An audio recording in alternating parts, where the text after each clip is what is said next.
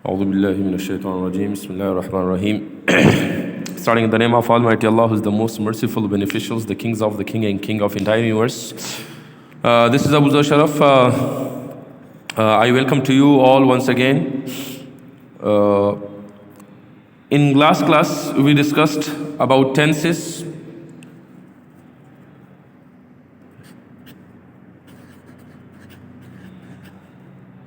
And then we talked about the definition of tense and so on, that what is the characteristics of tense and so on.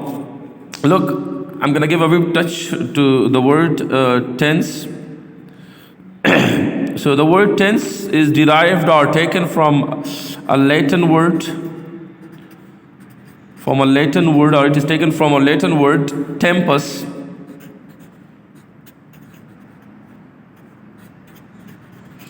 which means time or era.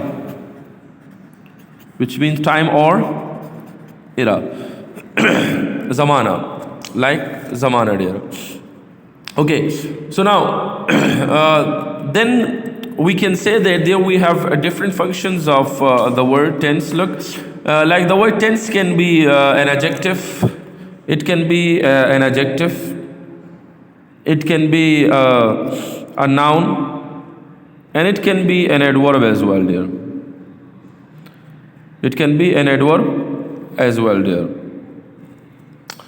So, a verb-based method used to indicate the time, sometimes the continuation or completeness of an action or state is in relation to the time of speaking. That is called the word tense, describing. Like sometimes it talks about the time, indicate the time, the continuation or completeness of the tense. So now, if you remember, we discussed about present indefinite tense, present continuous tense, present perfect tense, and as well as present perfect continuous tense as well, dear.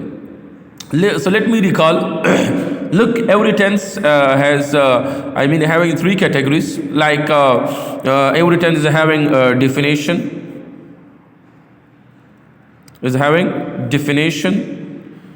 Every tense is having structure.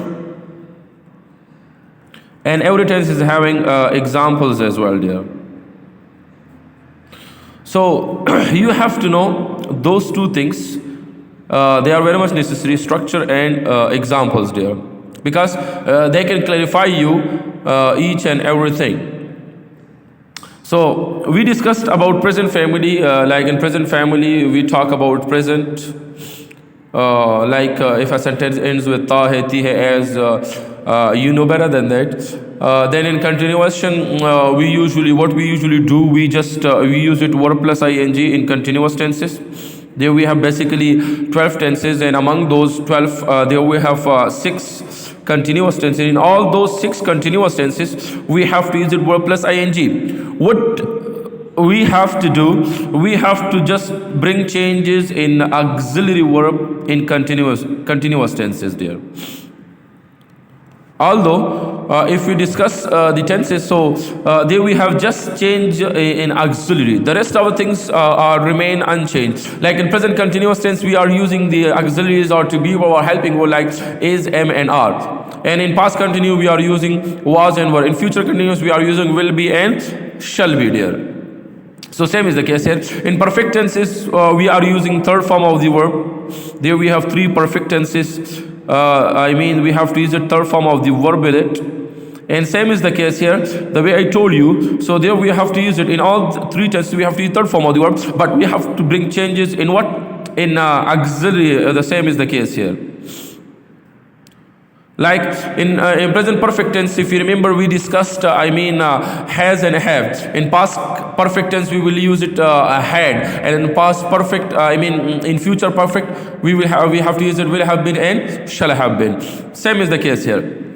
And in present tenses, like in present indefinite tense, there we have 3 present tenses: present indefinite tense, past indefinite tense, and future indefinite tense. In present indefinite tense, we are using first form of the verb.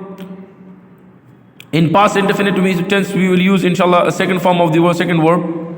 And in future tense, we have to use it. The same is the case here. First form of the verb there. So that is, although we have 12 tenses, I mean 3 tenses, but it is further divided into 3 subcategories. I mean 4 past, 4 present, and as well as 4 future there. So basically 4 3s are 12. 4 3s are 12. Have you got the point? So basically there we have how many tenses? 3 tenses. I mean 3 tenses, and basically it is 3 tenses, and then it is further divided into 4 subcategories. Now, if we come to, I mean today we'll discuss, I mean past family. In past family, the first tense is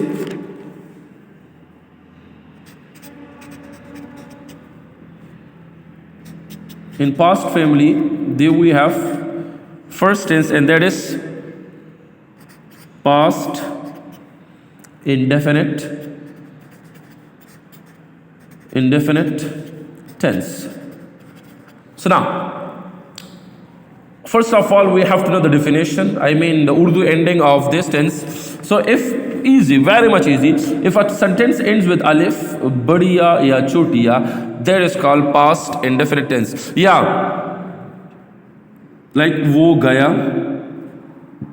वो गई, और वो गए. Look, it ends with alif, badiya and chotiya. Same is the case here, dear. Same is the case here. The way I told you. Now, if we come to the structure of this one, I mean the second portion. So look, in positive, with all subjects, we have to use its second form of the way I told you before. And plus object. This is very much necessary. In negative, what we have to do is subject plus did not. That is the identification of present past indefinite tense, and with it we have to use it first verb plus object. And in interrogative, what we have to do, we have to bring subject, I mean did, at the beginning auxiliary, plus first form, I mean subject, plus first verb, I mean first form of the word plus object, and then there should be question mark there. There should be question mark. Okay, if I write just an example, like for example, wo school gayi. Wo school gayi. So what would be the English? Like for example, wo school gayi. Gayi means she. She go. What is the go? I mean second form of go. She went. She went to school. Very much easy, dear. If you follow the structure, so you can easily make it. If I just write down, वो school नहीं गई. So look, same is structure. Look, नहीं है ना, I mean negative है. She, इसके बाद क्या है? Did not. She did not. What is the first form of went? Go. She did not go to school.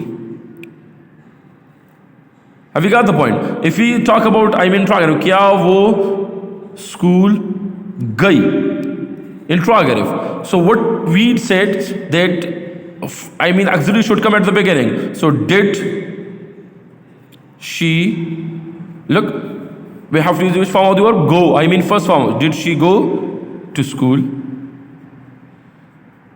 Did she go to school? And then there should be question mark there. So it is very much easy. You have to follow the pattern. You have to follow, the structure.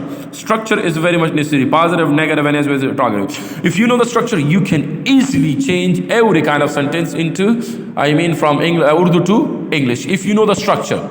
I mean, if you know the structure of past indefinite tense, positive, negative, interrogative. So I hope it will not bother you, and you can give the ease. You can you can change the from Urdu to English of past indefinite sentences very much easily. I hope you got the point, and I hope you have learned. Thank you very much.